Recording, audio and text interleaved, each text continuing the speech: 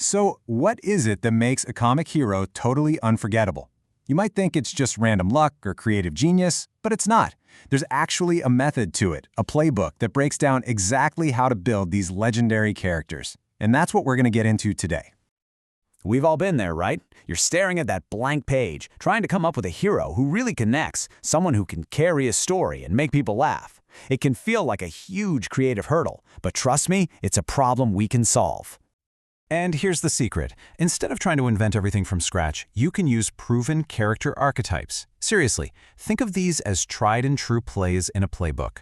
They're powerful, pre-built structures you can use to craft your own amazing characters. All right, first play out of the book, the Boor. I love this one. I call it the social grenade. If your main goal is to just blow up the stuffy, pretentious walls of high society, this is your character. We're talking about folks like John Belushi in Animal House or Rodney Dangerfield in Caddyshack. See, the Boor has a very clear mission in life, to expose how ridiculous the upper class can be.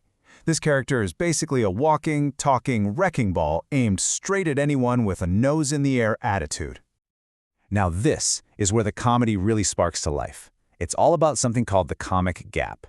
You've got the high, this fancy, sophisticated world, and then you drop in the low, your dirty, loud, chaotic character who could not care less about their rules. The wider that gap, the bigger the laugh you're going to get. So here's how you do it. The action drill. Step 1. Pick the richest, most stuck-up setting you can imagine. A country club, a fancy art gallery, you name it. Step 2.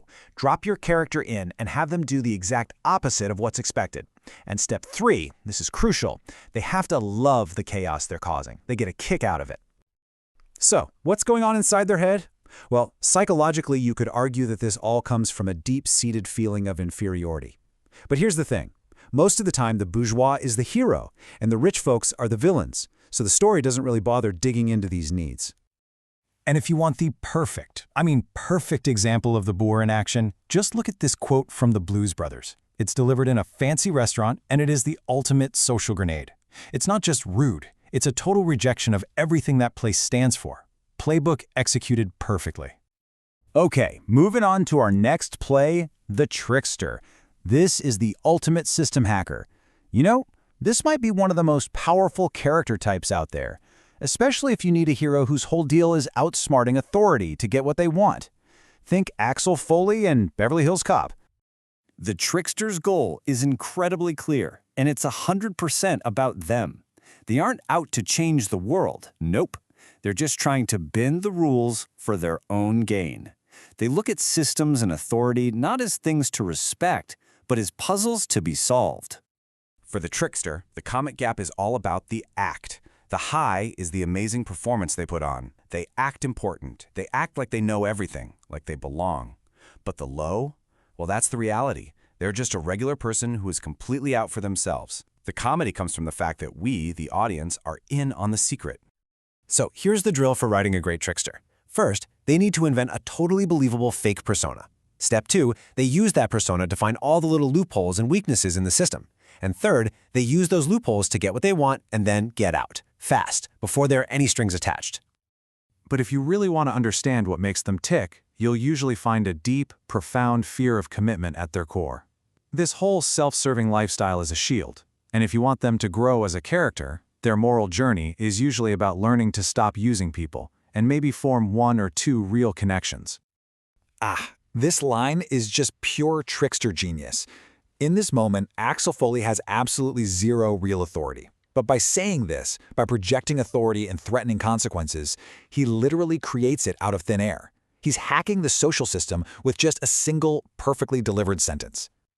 And now for our final play, and this one is a really special, beloved archetype, the Traveling Angel. You can also call them the Agent of Joy. This character isn't here to blow things up or trick anyone. They're here to rescue a world from itself. I'm talking about Ferris Bueller, Mary Poppins, even Crocodile Dundee. The Traveling Angel walks into a world that has become totally gray and lifeless, all stress and routine, and their only job is to inject it with fun, with life, and remind everyone what's really important. They are basically a walking catalyst for happiness. With this character, the comic gap is a little different.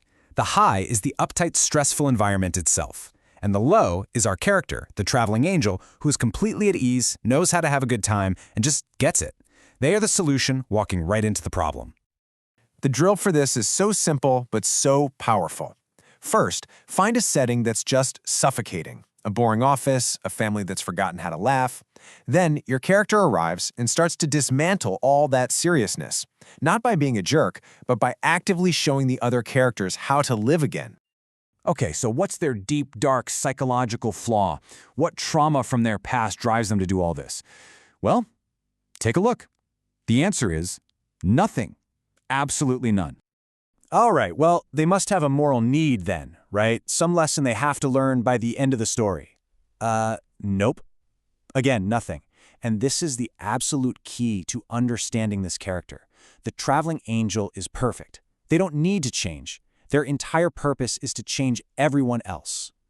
And once you get that they are this perfect agent of change, you start to see them everywhere. From the magical nanny to the high school kid playing hooky, they all do the same thing. They show up and liberate the people around them. So that's the 3 core plays, but let's get into some advanced strategy. What happens when you want to create a more complex character? Well, the final piece of the puzzle is knowing how you can and how you can't combine these archetypes.